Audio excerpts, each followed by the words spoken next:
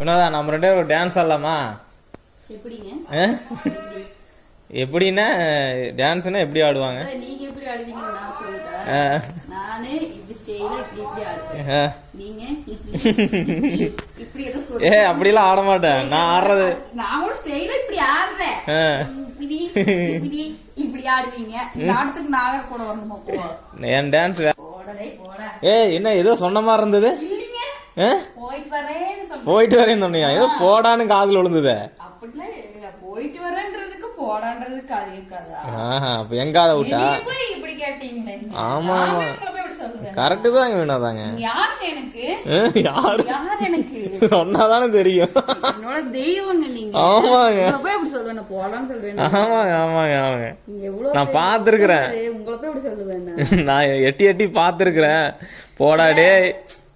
இது என்ன படங்க? விஜயகாந்த் கூட ஒரு படம் நடிச்சிருப்பாரு. வானத்தை போல அந்த ஒரு பாட்டு வரும். ஆமா. மனம் படைச்ச மன்னமணி அந்த மாதிரி நீங்க.